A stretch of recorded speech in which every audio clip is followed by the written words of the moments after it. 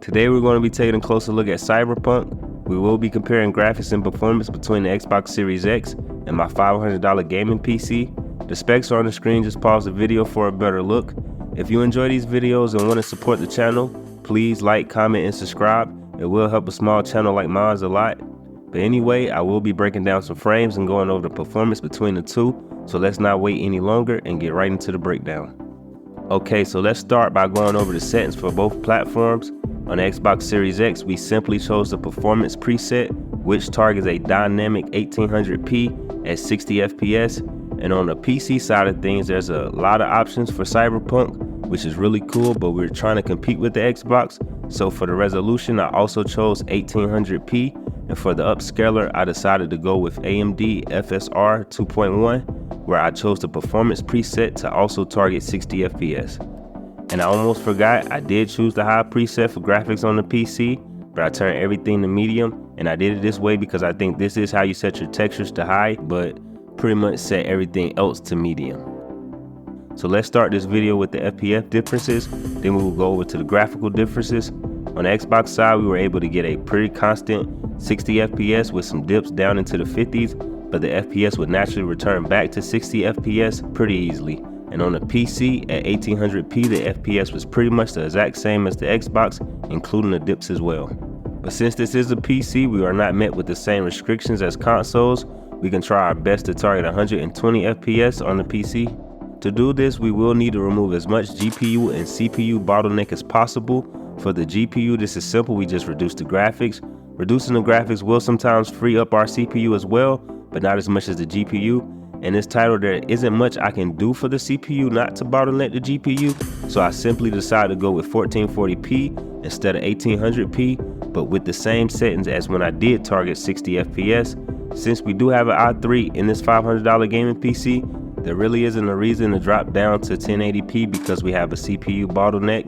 Cyberpunk is a very CPU demanding game, but luckily we're on a mission where we're not actually in the open world. Plus we are confined to this building where our CPU has a lighter load compared to the open world, and this opens up our GPU. We are able to actually hit the 120 FPS target at first, but then we make it to the NPCs and the FPS shoots all the way down to around 80 FPS. But overall, we are getting a much smoother experience than the Xbox Series X without a big hit to the graphics, which is a big plus for the PC.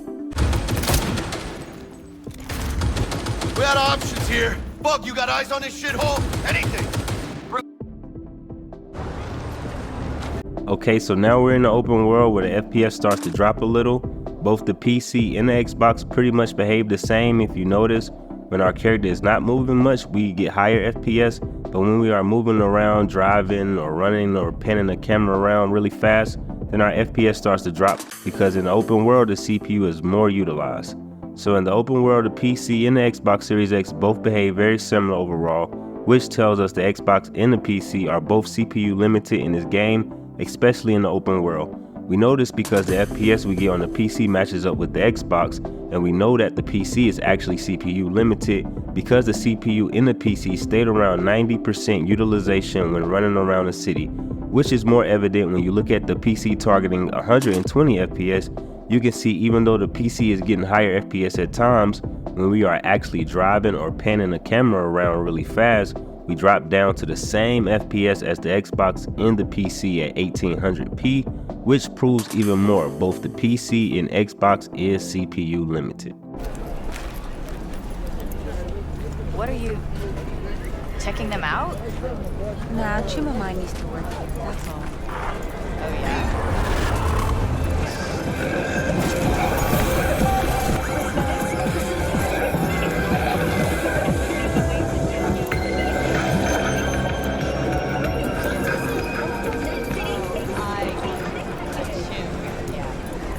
So you want to say hi? Chat about the good old days?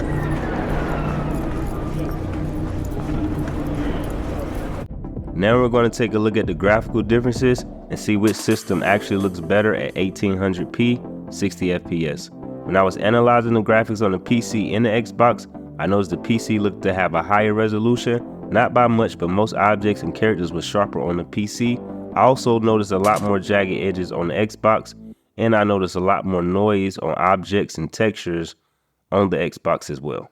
For example, let's look at this frame. You can see both platforms look very similar at first, but if you're watching in 4K, you can see the Xbox has a lot more noise on textures. For example, let's pay close attention to this guy's shirt.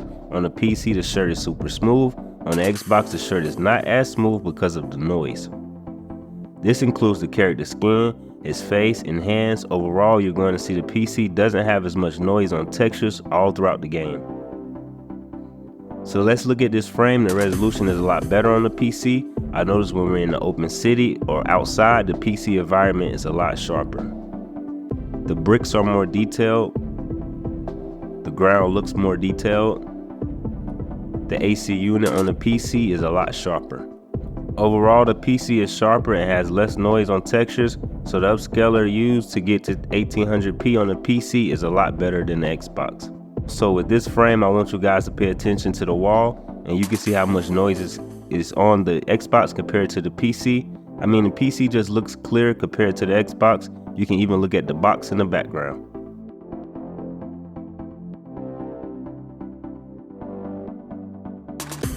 For this frame, you can see the resolution on the PC is better and the objects on the PC pop out a lot more. I'm going to point out a couple of these objects. The wall here. The wall here and here. The objects over here. Overall, the PC looks a lot better, but I'm going to let you guys decide for yourself. I'm going to let a 2-minute clip play of both platforms side by side, and I want you guys to see if you can see some of the same differences I pointed out, and I'll be right back. Everything chill, mano? Some bastard tried to mug me. I handled it. Oh, local guy. You really think somebody local will try to mug me, Pepe? Listen, V. I got a problem. Serious this time.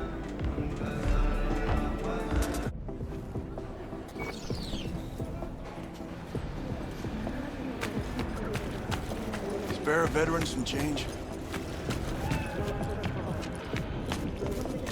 Cybernetic God Go comes to the power people to in show me. Santo. Tell them to be ready. Yes, Padre. Well, who do we have here? V. Long time. Didn't know you were around.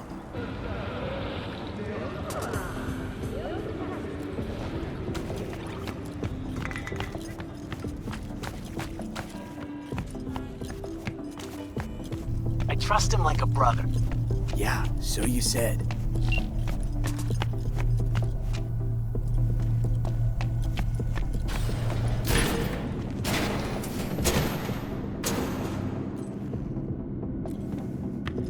Yeah? Something I can help you with? Kirk sent me. Mm-hmm. Camera's blind. You got 20 minutes. Do your thing. Motherfucker. Ugh.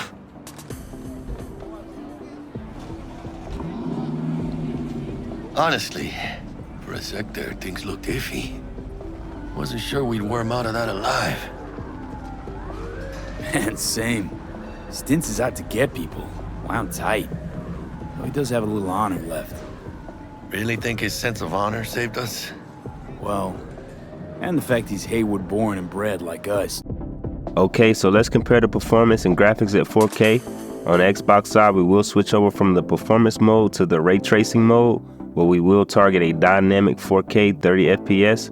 And on the PC, we will target 4K using the AMD FSR 2.1, and we will set the preset to quality so we can focus on getting a close to native 4K look while maintaining a good level of performance.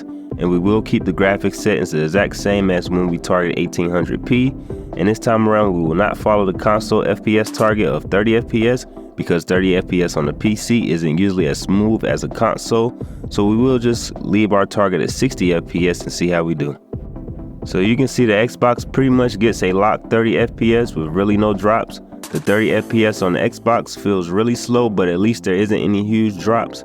Now on the PC side, we can see the PC stays around 50 FPS with some drops into the 40s, which is a lot better than the Xbox.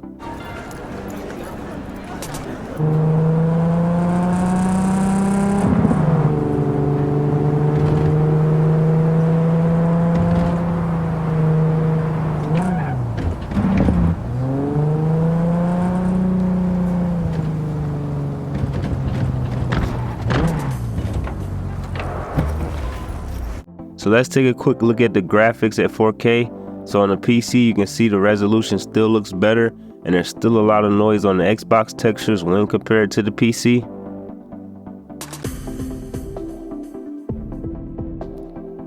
This is another frame where the resolution looks better on the PC, and you can just look at the textures and see all the noise on the textures compared to the PC again. And for this frame, all we have to do is look at the chair rail where we can see that the texture is a lot smoother.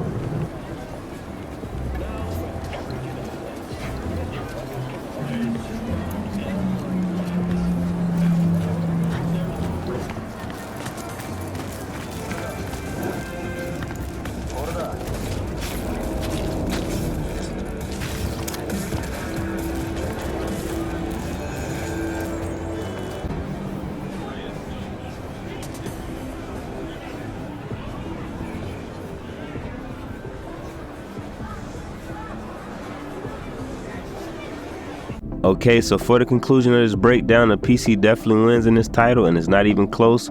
Also, I didn't mention it earlier, but Cyberpunk does support frame gen, as you can see.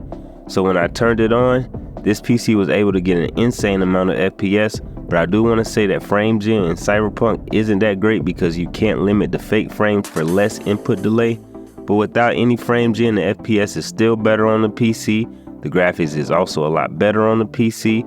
So if you like the Cyberpunk game, do yourself a favor and consider going with a PC, unless you don't mind 60 FPS, of course. But Cyberpunk on PC outshines consoles by a good margin. I do recommend a good CPU for this game because even though I did have an i3 and it did well, with a good CPU you could get around 100 FPS at 1440p upscaled. Also, Cyberpunk has mods for the PC.